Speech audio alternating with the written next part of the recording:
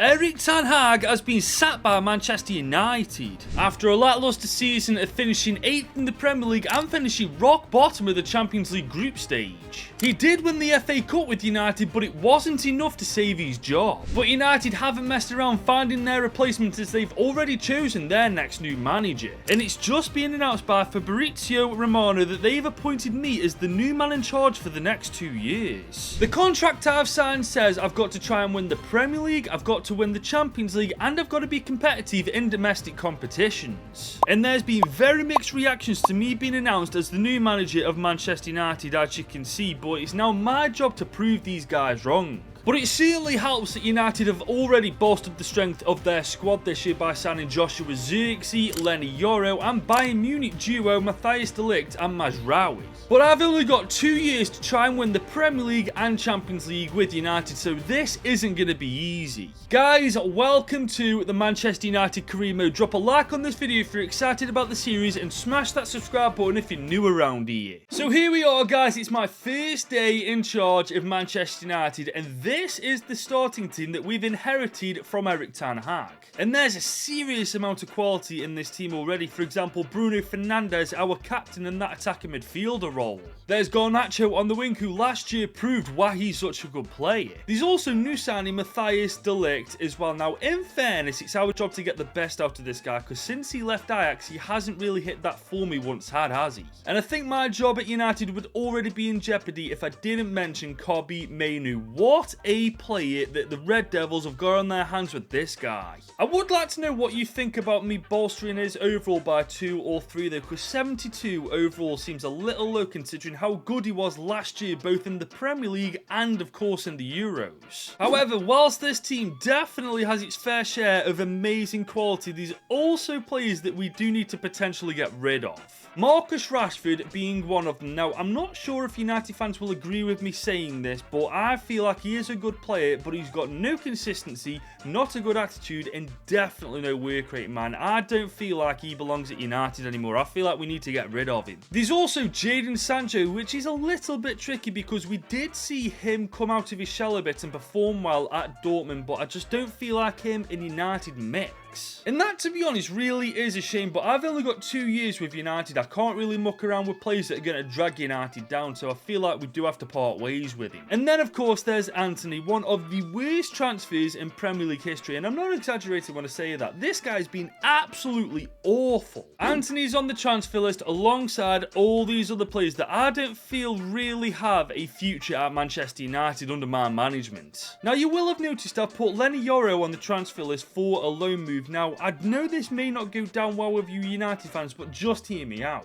I don't see Lenny Yoro getting ahead in the starting 11 of Martinez and Matthijs de Ligt. I just don't think it's going to happen. And right now, he won't even fit into being a squad player because we've got Rafael Varane and Lindelof as our backup centre-backs. But Lenny Yoro is only 17 years old. It's an exciting prospect and already 77 rated, so he is hoping when he comes back off his loan move, he'll come back a far superior player to what he is now, and he'll somehow fit into the team. But in terms of improving the team, guys, we've got over 200 million to spend. The world is literally going to be our oyster. But just as I settled into my new office, Bruno Fernandes has come in to have a chat. Boss, I want to be the first to welcome you to United. The players are excited for the new season and we can't wait to get started. But if I may, I don't think you should have told the press about who you're going to sell before you addressed the team about it. I replied saying, what do you mean by that? I haven't spoken to anyone about that, never mind the press. Has somebody been spreading rumours? And Bruno replied saying, no, I've seen it on social media. I hope you're ready for what's to come, Gaffer. It looks like you got your hands full already. God, he wasn't joking either, guys. The Zone have made a report on it. I mean, to be fair, the report itself isn't too damaging, but it's still not good that information's been leaked. But Sky have done a report too, and this one's really stirring the pot. This is bad, guys. I haven't even had a training session with them yet, and this has already happened.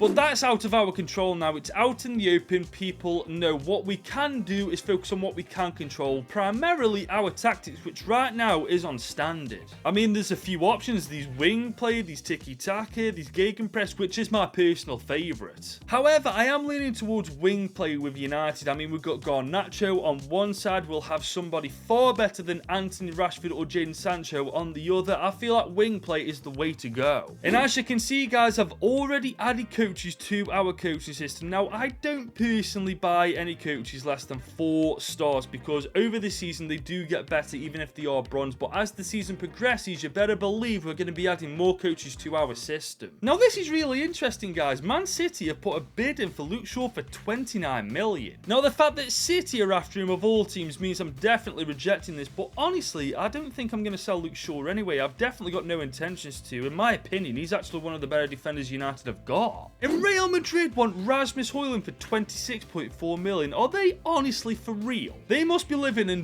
La La Land to think I'd sell a player of Rasmus Højlund's talent for that little, man. They can get stood on. But whilst we're getting flooded with transfer offers for our players, we've got all this money to spend, and I feel like the first thing that we do with this money is find a winger. Because remember, we're selling Marcus Rashford, Jadon Sancho, and also Anthony, and the other replacements we've got are Pellistri and Diallo, and whilst they're good in real life, they aren't right now what we need to take us to that next level. But Ousmane Dembele definitely could. I mean, he's in his mid-20s, he's a very, very good player, and he's absolutely rapid. And it also helps he's got 5-star skill moves, 5-star weak foot. I mean, he's the player that Anthony wishes he was. But on the other hand, there's Nico Williams, who's definitely an option. Only 20, 82 rated, and we all saw just how good he was in the Euros. He'll only cost between 61 and 49 million as well. I mean, this guy's an absolute bargain for how good he is. But there's also Takfusa Kubo as well from Real Sociedad, 22 years old, a little bit of a worse player than Nico Williams ratings-wise, but he's still damn good.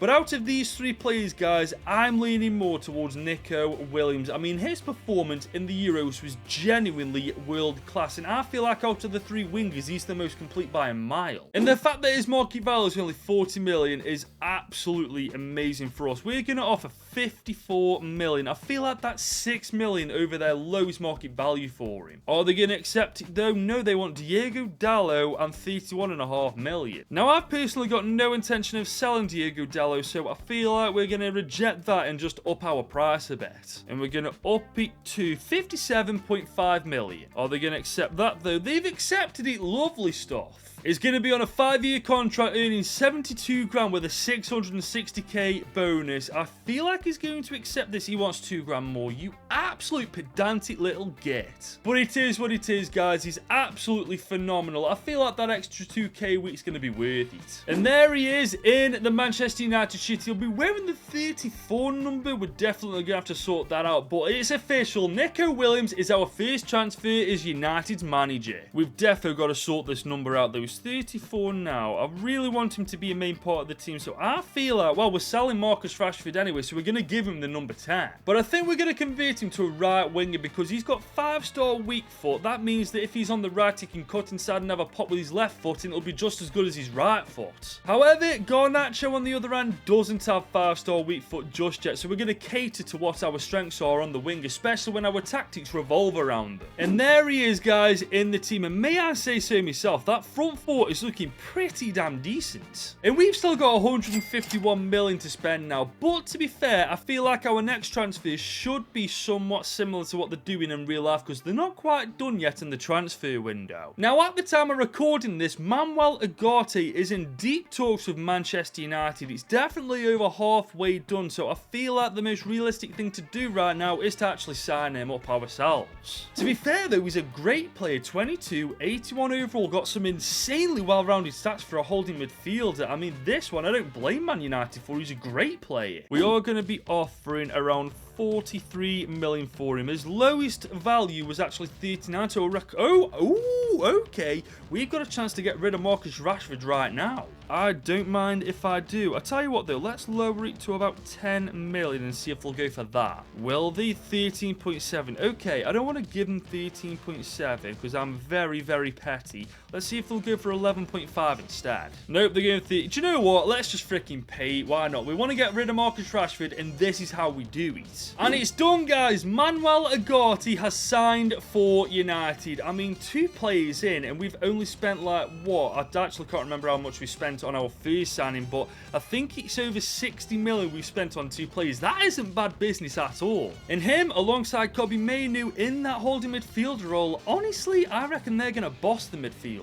But there's more good news, guys. Villa want Maguire for 14.5 million. But according to our assistant, we can get 13 to 19 million for Maguire. I reckon we try to get 16 or 17 just to try to do a little bit of good business. Will they go for 17.5? Yes, they will. Unai Emery, good evening. We also have interest for Lenny Yoro. Tottenham Hotspur want him on a loan to buy deal. That's not going to happen. We're going to loan him, but I'm not opposed to sending him to the bottle jobs. Chelsea now also want Scott McTominay for 13.3 million. We could only get at max 1 million more if we negotiated, so I'm just going to accept it. And Real Sociedad want Christian Eriksen for 12.8 million too. Honestly, we're getting floods of transfer offers for our players now. But not only do Real Sociedad want Eriksen, Inter Milan do 12.9 million. If I'm not mistaken, actually, didn't Eriksen play for Inter Milan at one point? But in other news, guys, Maguire has left United, a solid 70 million below what they originally bought him for, but at least he's gone now. Scott McTominay's also officially left to go Chelsea too. There's now also a 5.2 million offer for Donny van de Beek from Girona. I reckon we'll just accept this. And New de Almeria want to pay 10.2 mil for Anthony Martial. Yes, happy days, let's get rid of him. Well, here's a big one, guys. Jadon Sancho's had an offer from Wolves for 34.7 million. Now, our assistant reckons we can get upwards to 10 mil more than that in negotiations, so I reckon we actually go in for a little bit more money from Wolves. Now, they did say we could get like 44 million for him. I'm not going to push the boat out too much. I'm going to go for 40 million instead. Let's see what they say to that. They accept that straight away. I mean, they're not very good at negotiating, are they? First time doing it, first time done. But I do believe that is Lenny Yoro going to the bottle jobs for a 1-year loan move. I still think this is the best option. He'll come back a far better player, and he'll also have Premier League experience. But it doesn't stop there. We got another transfer offer, Antina this time, 26.2 mil from Palace. I could bought it, but I do not want this cretin in my team. We're accepting this so we can get gone. In other news, though, we have just loaned Brandon Williams out for 12 months to Benfica. As well as that, guys, Christian Eriksen is officially leaving United. Who's he going to go to, though? I think Inter Milan was one of the teams. I can't remember the other. So the moment of truth, he's gone to Real Sociedad for 12.8 million. Good for him. Now, back to the transfers. We've had another offer for Anthony, 2 million more from RB Leipzig. I'm going to accept this because getting more money to get rid of Anthony, why not? And it's the same story with Van der Beek. West Ham wanting for 5.4 million. I mean, I'm not exactly going to say no to that, am I? And I think, guys, this is Anthony leaving the club. I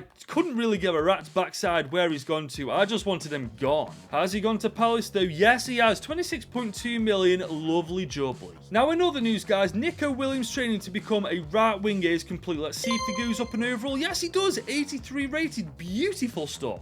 Is Garnacho going to do the same, though? Yes, he is. 78 rated. Lovely. It's only 19 years old, too. But we got another cutscene. It's Jadon Sancho this time. So with this sale, we've got rid of Marcus Rashford, Anthony, and finally Jadon Sancho. The big three that I wanted gone are officially gone. And looking at the transfer list now, guys, I think we've done a damn good job. Only Johnny Evans, Van der Beek, and Martial are left. I mean, Martial and Van der Beek have already got offers in process, but Johnny Evans, I don't see us selling him. I mean, he's 35 years old, for God's sake.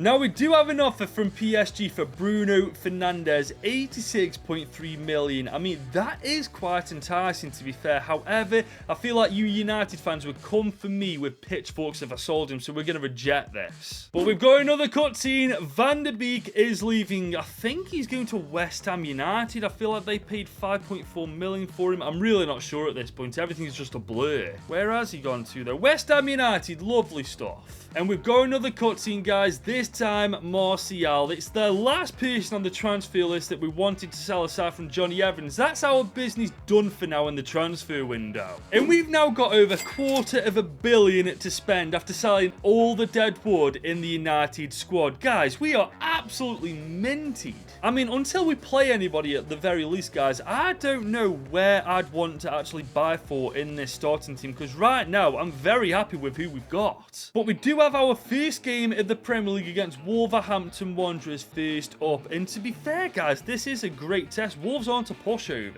And to be honest, it's going to be a great opportunity to see how the boys play as a team together, because in my opinion, this is by a mile our strongest starting 11. Now, yes, I know that Kobbie Mainoo is only 72 rated and is a part of the starting team, but there's not a chance in hell I drop him from this squad, man. He's the future of United, for goodness sake. And yes, I will be playing Dello ahead of Mazraoui. I mean, when you look at them as players, guys, they're not too dissimilar when it comes to their stats. I feel like we're going to use them both over the course of this season and then decide from there who the better player is. But here we go, guys. It's our first game in charge of the Red Devils. Let's see how we get on in our first game. Oh, this isn't a good start. Good defending. Wang Yi-chan is on the ball. He's cut inside. He's left the lip for dead. What am I doing there? Oh my god. He's just torn us apart. 10 minutes into the game, we're already 1-0 down. I mean, look at this. What is he doing there, man? That is so bad. And then Martinez was... Oh, that's just shocking all around. Definitely not the start we were after, but there's 80 minutes left in this game. Plenty of time to recover and get the 3 points. What is that, referee? Garnacho on the wing. Our first proper time in thereof. We've got Bruno on the wing. We're going to come and set... Oh, that's beautiful from Bruno. Oh, good save. Højlund is on the ball now. Let's see what he can do. He's got so much pace and so much strength, and we're not really utilising it. He's not got ball control, I'll say that about him. What was that? Garte's on the ball now. We found Nico Williams. Not really been a part of this game. However, if Højlund can get in a bit of room,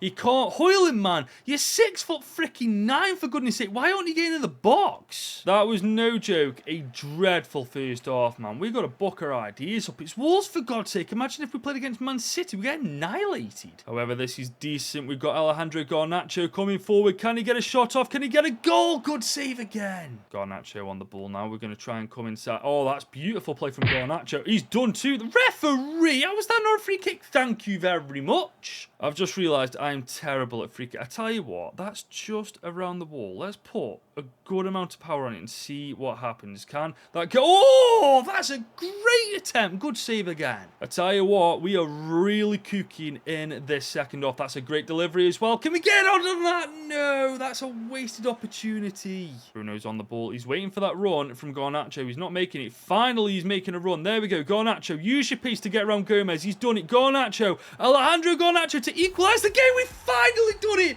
With 20 minutes to go, Garnacho, by a country mile, being our best player in this game. He wasn't really at much in the first half, but in the second half, he's come to life. He used his pace to get around Gomez. I'm not sure what that freaking finish was. It looked like it was a toe bunter, but nevertheless, it's an equaliser. With that, there comes a couple of changes. Højlund is coming on for Xerxes because he's done absolutely nothing. And honestly, I'm going to give Casemiro a go in the middle of the park. Kobbie Mainoo, he looks a bit knackered. Oh, this is bad. This is really bad. Andre Onana saving us the game in the dying seconds of the game. But that's it. The full-time whistle's gone. Not an ideal start for our first game at the Red Devils. And after the game, the chairman of Manchester United pulled me to one side for a chat. That wasn't really the start we were after. That's 2 points dropped as far as we're concerned. But we've got bigger things to discuss. As you know, there's been some leaks to the media about what we're doing here at this club. But we don't think that's just a coincidence. We think there's a mole in the team. Oh, well, that's just bloody fantastic. Do we have any idea who it is? At this time, we don't. It could be anybody. We're going to do our part in trying to figure out who it is, but we want you to do the same. And as soon as we find out who it is, we're getting rid of them as soon as possible. I mean, guys, it could literally be anybody. I personally don't feel like anybody in this team is capable of doing that. To be fair, we could be looking in a totally different direction. It could be one of the coaching staff for all we know. But there's no time to dwell on that. We've got to focus back on the game ahead. And our next game is against the Ball Jobs. We definitely need a better performance than what we put up against Wolves. Otherwise, we are in serious danger of getting our backsides completely handed to us. But here we go. We got man of the match Garnacho from the last game on the ball. We're going to try and find Bruno. Cut into... Oh, that's beautiful. That's got to be 1-0. What a start to this game. Away from home, we go 1-0 up inside 15 minutes. Bruno Fernandes with the goal. El Capitano himself. Once again, Garnacho with the freaking lead up to the goal. Bruno, beautiful first touch. Keep it, no chance. However, here come Tottenham Hotspur. Oh, that's a great bit of defending from Martinez. Good stuff, lad. Garnacho once again on the ball. Oh, he's found Højlund. He's unfortunately got no freaking agility whatsoever. However, we can do something. Okay, we're going to have to... Oh, that's just... Oh, what was that? They're on the ball now on the right-hand side. This isn't good. Oh, my days. Get up. What's just happened there? Oh, come off it, referee. Stop buying the refs bottle jobs. Is this a penalty? Matthias de Ligt goes in for a tackle. I mean, I'm not being funny. If that's a penalty, that's the softest pen I've ever seen. Andre Onana, it's all on you, lad. Bottom right. Oh, we went bottom right instead of top right. Hyun-Min Son, you jammy git. I don't still at all think that was a penalty, but it is what it is. We've just been shafted. We move. Here we come with Nico Williams. We're going to try and find Højlund. Højlund on the receiving end of it. Nico Williams, he's got that 5-star weak foot. Oh, we can't take advantage of it. Well, here comes Hyun-Min Son down the other end. Andre Onana, I was pulling you out of the box. What are you playing at, you Dumbo? From when Son got into the box, I literally pulled Andre Onana out and he just didn't move. What was he doing? I'll take fault on most things, but that definitely was not my fault. Onana just does not know how to be a keeper. We've got Nico Williams on the ball. Oh, look at that from Nico. He's cut inside. Can he get a shot off? That is beautiful from Nico Williams. Good save. Good delivery in, and we equalise here. That's a beautiful ball in. De Ligt! Come on, how many chances do you want in the air? We've only got 20 minutes to get a equaliser. Garnacho on the ball. This is good. Can we cut inside? Yes, we can. Oh, come on, man. Garnacho can't do it all by himself. I don't know whether it's me or it's just him, but I don't think Højlund is a good player at all. He is literally a donkey up top. Here comes Pedro Porro for Spurs. Richarlison with the overhead. Andre Onana actually making a save. That's a rare occasion. And we've got Garnacho on the ball. Can he do Porro for pace? I feel like... Oh, Porro, man, you're not that quick at all. Give over. And there we go. That's another game played in another 3 points freaking drop, man. To the bottle jobs as well. That's just annoying. So far out of the 2 games, Bruno and Garnacho are by a country mile our best players, both getting 2 goal contributions from both of those games. But Højlund is an absolute donkey up top, man. Every time he's had the ball, he's either lost it or done absolutely nothing of value with it. I don't know why he's a starting striker, man. In fact, yeah, I'm going to replace him with Zirkzee. Let's see what Zirkzee can do in place of Højlund. I mean, we're up against Forest next, so let's see if we can get a result here. It's a 3-all draw, man. Why can't we win any games? Agate got a goal, Zirkzee actually got one, and Bruno Fernandes once again. I do feel like we are missing a prolific goal scorer up top. I mean, we've got Garnacho, who's doing really well. Nico Williams is trying to find his feet in the Premier League.